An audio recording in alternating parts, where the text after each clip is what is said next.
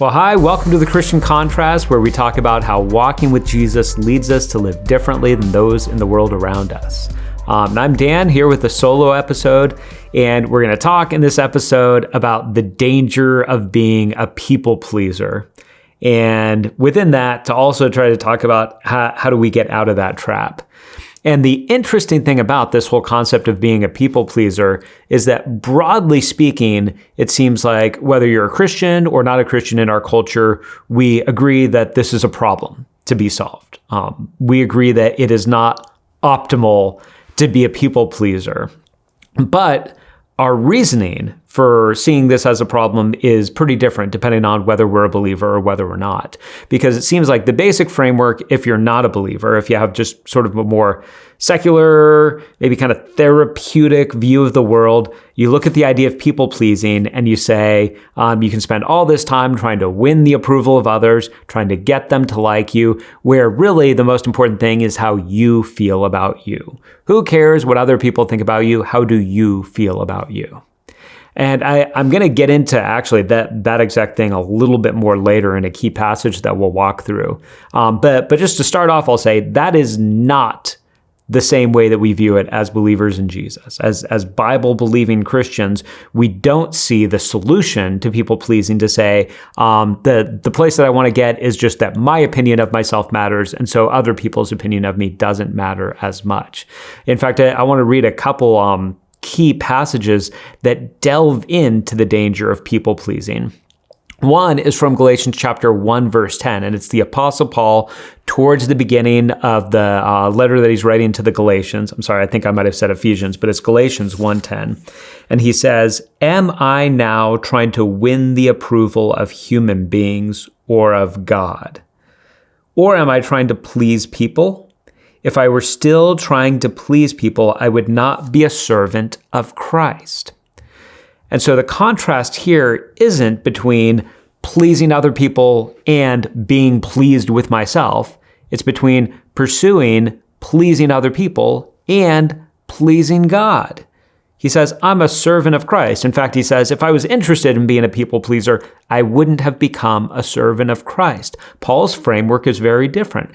And this reflects Jesus's framework, which I think the passage that it comes through most clearly in is John chapter 5. And this is once again, Jesus is in conflict with the Jewish leaders because he's done a Sabbath healing and they're rejecting him, even though he's just done this amazing miracle.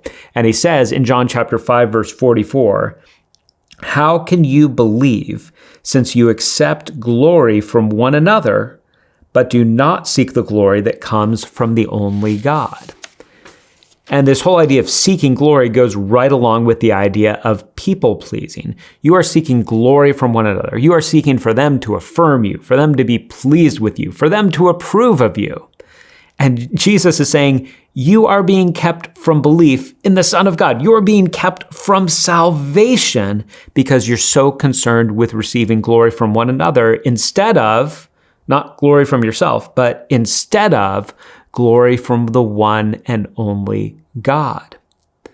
The reason we're delving into this is not because at the end of this story we want to say, hey, who cares what anybody else thinks of you? The only thing that matters is what you think of you. Instead, we're saying it doesn't matter that much what other people think of you. What matters is God pleased with us? We're seeking to please God, not seeking to please others. We're not seeking to go out of our way to displease others, but we are downgrading the significance of pleasing other people. And, for some of you listening to this, this might seem like something that has some level of importance, but the stakes might not feel incredibly high. You might feel like, all right, I guess I am kind of a people pleaser. I do want people to like me. It's important to me that people approve of me. I get it. Maybe it's not totally ideal, but is this really that dangerous? Is this something worthy of my attention as something that I'm trying to work on? In the same way that somebody's trying to fight against the sin of envy or fight against the sin of lust or the sin of anger or something like that. Is this really something that I need to fight against? And the answer is yes. And what I want to give is, before going on to a key passage, give just what I see as three dangers, three temptations that we fall into when we are people pleasers. So temptation number one is that if we are people pleasers, we will not say things that we should say. And this could go for anybody that we're in relationship with, but especially for people who are friends in our lives. If we are looking to be people pleasers, we are unlikely to say what we should say when our friends are in sin, when they're making destructive decisions. And think here that there's always sort of nuance and wisdom decisions to be made with when we say something, how we say something. All right, if this person is a non-Christian, how do I talk to them versus this friend who's a Christian, and how do I talk to them? So what I'm not trying to say here is that every time we see a possibility of confronting somebody or exposing their sin or bringing their sin to their attention, we do it in the quickest and most abrupt way possible. But if we are looking to be people pleasers, we will shy away from speaking up when we absolutely should speak up. When we see a friend slipping into sin, when you find out that a friend, that they're sleeping together outside of marriage, and they kind of mention it to you, and they're not really asking your opinion, and you feel like you should say something, but then you're like, gosh, if I say something, it's going to be really awkward, and maybe they won't talk to me again, and they're going to think that I'm really judgy, so I just kind of won't say something. I won't say something about their sin. And sometimes it's not even as clearly that the person is in sin, but just that the person lacks perspective or is acting unwisely or sees a situation. You're pretty clear that they're seeing the situation wrong. It might be that your friend is talking to you about a situation. Maybe they're married, so the wife is talking to you about a situation with her husband, or the husband is talking to you about a situation with his wife, and you're hearing it, and clearly they sort of want you to take up their cause and take their side and say, yeah, the other one was really out of line. You've got a lot that you're dealing with, with them. It must be hard to live with them, but you're hearing it and you're sort of on the other spouse's side. You're kind of like, yeah, I think that this was your fault. We're going to be tempted not to say what we should say. We're going to be tempted not to say to that friend, like, hey, like I love you, and nobody's perfect, but man, the way you're talking about this, I'm kind of on your wife's side on this. I think that you were in the wrong. I think the way that you handled this was wrong. We're not going to do that if we're people pleasers. We're not going to speak up when we should speak up. And then, of course, the second one is the flip side is true. We are going to say things that we should not say if we're people pleasers. And this is true in all kinds of ways in our culture right now, but it's especially true in areas related to gender and sexuality, which it's this odd thing. And certain people have pointed out that it doesn't seem to be enough in our culture right now for somebody to say, hey, I personally disagree, but I'm not going to stop you from doing that. Or even to say nothing, to just sort of stay silent and not say something one way or another. We are being pushed more and more to be actively affirming of people's decisions. And of course, in any worldview, you're not going to agree, or you're not going to think every person's every decision is going to be good. And for those of us as believers in Jesus who believe we were created for a purpose and we belong to God and for Him and His commands are for our good, that if somebody is talking about something related to gender and sexuality, related to being gay, related to being trans, something like that, the expectation or at least the desire from that person is going to be not just that you don't say your disapproval, but that you actively affirm, that you talk about how great it is, that you talk about how happy you are for them. If we are people pleasers, we will be tempted to do this. Because what better situation, what more would this person want than to have their friend affirm their decision, than to have them say, hey, if God didn't want me to act this way, God wouldn't have made me with this desire, right? And your temptation is going to be to affirm. Man, if we're people pleasers, we're going to be tempted to say to not say things that we should say, and to say things that we shouldn't say. And then the third way that we're going to be tempted is we are going to be tempted to ignore proper priorities in order to try to win people's approval. And so this could be anything along the lines from maybe within your job, maybe you have an unreasonable boss, but you're desperate to win that boss's approval, and so you end up to the detriment of your family, just staying in and saying, I am going to win their approval. I am going to prove to them. I'm going to make it so that they approve of me. This could happen with a boss. This could happen with a family member. Sometimes you have a member of your extended family that just, they're unhealthy to the degree that they're never going to give you approval, but maybe it's a parent or a step-parent and you just find yourself craving it. And so you end up ignoring your husband or your wife or your children or your job because you're just so focused on getting this person's approval. We will be tempted to ignore proper priorities that God has set before us in order to try to win somebody else's approval. So man, the stakes are big here. There's a lot of temptations that we can fall into here. We can end up not saying things that we should say. We can end up saying things that we shouldn't say, and we can end up ignoring our proper priorities in order to try to please people. The stakes are big. And so because the stakes are big, let's take this on. And I've already read a couple of passages, but I want to zero in on one specific one. And I love this passage. It's in 1 Corinthians chapter 4. It's the Apostle Paul, and it's maybe, in my opinion, sort of the best semi-extended passage on this concept of people-pleasing in the whole Bible.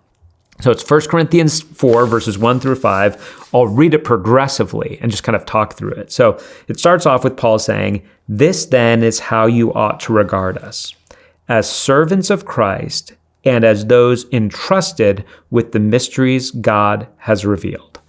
So Paul, for context, Paul had sort of an ongoing challenging relationship with the Corinthians because they were very impressed with things that were flashy, with flashy speakers, with people who looked the part, with people who were powerful, with people who were rich. All of those sorts of things were going on in Corinth. And Paul didn't quite fit the bill. So even when he starts off and he says, all right, this is how you should view us. You should view us as servants of Christ. This is true. This is not just true of me as a pastor. This is true of every one of us who's a believer in Jesus. Part of the core of who we are is that we are servants of Christ. Now, we're not servants of Christ in the sense that we might be afraid. It's not sort of like we are relegated to being servants of Christ. We are in the family of God, and the one that we're serving is our Lord Jesus Christ. He is the one who's leading us. He is our Lord. He is our shepherd. We are servants of Christ. And if we're servants of Christ, it doesn't mean that there's no sense in which we're servants of others. But what it does mean is the one we're ultimately looking to for approval, for Paul, is not the Corinthians, it's Jesus. He goes on in verse 2. In verse 2, he says, "Now it is required that those who have been given a trust must prove faithful." So Paul, once again, he's given the framework, and he's saying, I am a servant of Christ, and I am looking to please him, and at the end of the day, be faithful with what he's entrusted to me. He's entrusted to me the gospel, to pass that along. I'm going to look to do that in a way that he is pleased, that I get that well done, good and faithful servant from Jesus. That's Paul's framework. And then he says this in verse 3, "I care very little if I am judged by you or by any human court." I care very little. Well, is it because he doesn't love the Corinthians? No. That's not true at all. He deeply loves the Corinthians, and he is, in a sense, serving them. He is bringing the gospel to them. He is shepherding them. He's telling them the truth. He's communicating doctrinal answers to questions that they've asked. He's looking to give them guidance. He wants to see them empowered in their spiritual gifts. He wants to see them with the hope of the resurrection. He loves the Corinthians, but he says it means very little to me if I'm judged by you or by any human court. Why? Because Jesus is his judge. Because he's looking to please Jesus. So if he displeases the Corinthians, he's going to be okay with that. And here also may be part of the equation. Paul knew a truth that's a truth for him as an apostle. It's a truth for pastors. It's also a general truth for all believers. And that's that if you are really following Jesus, you will inevitably displease people. You'll displease people for a number of reasons, but maybe most foundational, you will displease people because sometimes you will say what you should say and you won't say what you shouldn't say, and that will displease people. You'll give correction and rebuke instead of affirmation. You will choose not to say a lie when people are desperate for you to say a lie. You'll end up displeasing people. It's actually part of the job description, is that we correct and rebuke each other. Proverbs 27, the idea that wounds from a friend are trustworthy. Paul was displeasing the Corinthians. In fact, sometimes in 1 Corinthians, he's displeasing them because he's rebuking them on ways that they've fallen astray. Paul says, I care very little if I'm judged by you or by any human court. And then I want to focus on what he says at the end of verse 3 and then in verse 4. He says, I do not even judge myself. My conscience is clear, but that does not make me innocent. It is the Lord who judges me. So he doesn't say it. And again, this is where this goes so differently from where our culture would go. We in our culture today would have Paul saying, it means very little to me if I'm judged by you. I know what I think of me. And even if you disapprove of me, I know what I think of me, and that's enough. Paul says, I don't even judge myself. He says, I care very little if you're going to judge me. I don't even judge myself. And he says, as far as I know, my conscience is clear. As far as I can tell, when I do a self-evaluation, I sort of, it sounds weird to say, but I approve of myself. I think that I'm doing the right thing. But he says, my approval doesn't exonerate me. It's the Lord Christ. Christ is the one who is the ultimate judge, not me. And this is so significant. And this at times is a little bit of a hobby horse for me, but it's the reason it's a hobby horse is because I think that it's really important and because I think many of us as Christians have settled for an inferior way of thinking about what it means to receive God's love. There is a lot in our culture today about self-love. In fact, a lot in our culture about many things, sort of like self-love, self-forgiveness, self-compassion, all of these things. There's a lot of self, sort of how am I interacting with myself? And the biblical teaching on this is never that there's no passage in which we are told we need to love ourselves. We're told we do love ourselves, and it seems like there's at least some form of self-love that seems inevitable and even appropriate. And that form of self-love that seems inevitable and in some ways appropriate is that we take care of ourselves. We look to care. If we're injured, we look to get treated. If we're hungry, we look to feed ourselves. If we're tired, we look to get sleep. We're looking out for ourselves. And that's appropriate.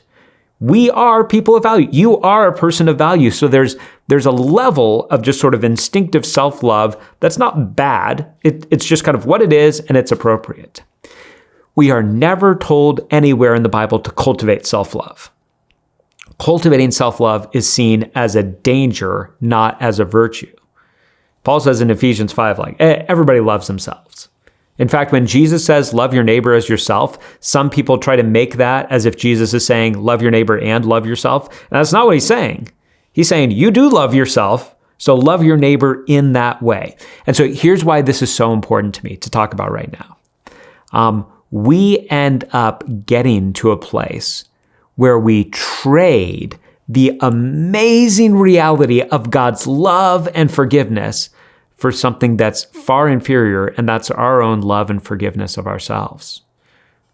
The idea of saying, hey, it's okay that there are people who disapprove of me because I like me, because I love me, is far inferior to saying, it's okay if people disapprove of me.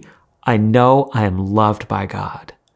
I know I belong to God through Jesus. I know I'm a child and I'm never going to be abandoned. In the same sense, some people will talk about the need to forgive yourself, which that concept is nowhere in the Bible at all.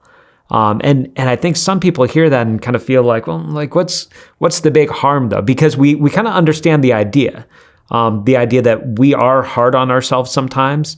And so it's like, hey, God has forgiven you. It's time to forgive yourself. And I say, no, it's not. It is not time to forgive yourself. First of all, because you forgiving yourself puts you in the judgment seat. It puts you in the position of saying, hey, the real important opinion here is mine. And so I will pronounce forgiveness upon myself. The most important opinion is not yours. And that's exactly what Paul says here. He says, I don't even judge myself. I mean, I think that I'm innocent, but that doesn't mean anything. It's God who judges. The way that we need to handle things when we're not moving forward as if we've been forgiven is not to forgive ourselves. It is to embrace and believe God's forgiveness of us. Because if I look at my sin and I'm like, hey, I've decided it should be forgiven, that doesn't mean much. But if the God of the universe looks at me and says, because of how much I wanted to forgive you, I sent my son to die on the cross for you, and now I announce that you are forgiven. Man, that means way more. We settle for something so inferior when we insist on trying to hold on to sort of self-love or self-forgiveness. Paul says, I don't even judge myself. You don't get to be my judge, and I don't get to be my judge. God is my judge. And then the striking thing is that when we hear the word judge, I think for most of us, we think of judgment primarily in a negative sense. Like if I'm judged, I'm going to end up getting punished. If I'm judged, I'm going to end up having consequences. But listen to where Paul goes with this in verse 5 as he wraps up this mini section.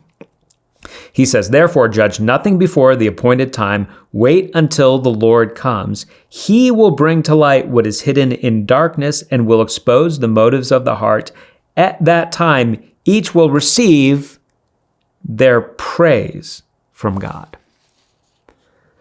Now, I don't think what Paul is saying there is that every single person, the primary thing that they're going to receive is praise from God. But this is striking. That when Paul talks about the idea that God is our judge, he doesn't say, God is our judge. So man, buckle up, because what that means is that we've all got harsh evaluations coming. He says each one's praise will be from the Lord.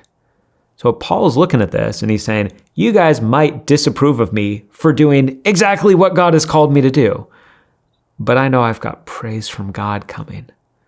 I know I have reward from him. I know I have his pleasure and approval. Even if you disagree with me, even if you are displeased with me, I can live with that because I know I've got reward and praise from God coming.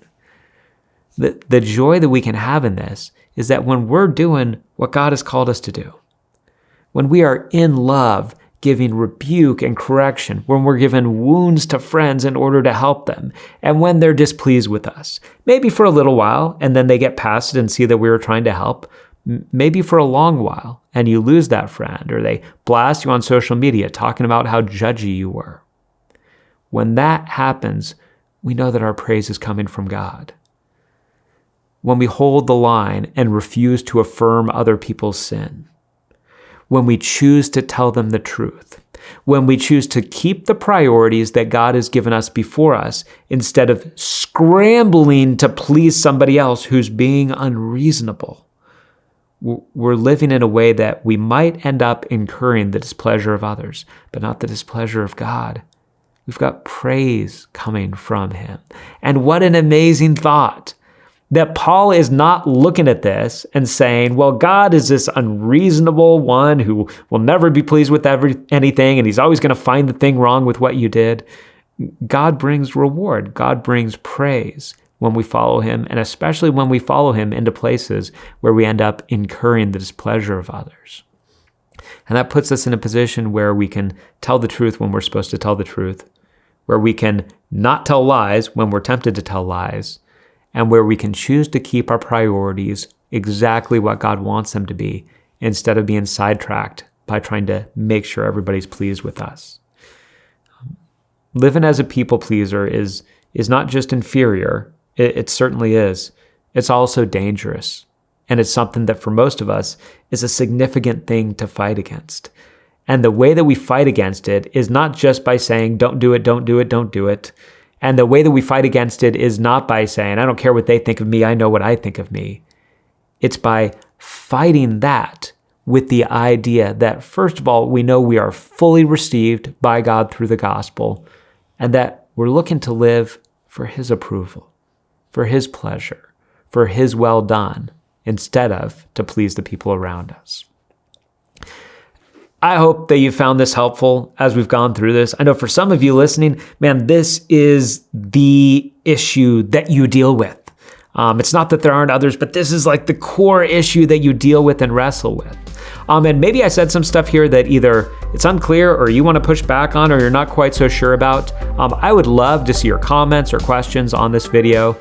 We have this and all our videos for the Christian Contrast on our YouTube channel for Life Bible Fellowship Church, so you can find all the episodes there. And we also have them on our website on lbf.church. I love to go and look back and see if people have commented or asked questions and then engage, because sometimes these things are bigger discussions. So if you do that, I'll look to interact with you on that. And also every 2 weeks, we put out a new episode from the Christian Contrast podcast.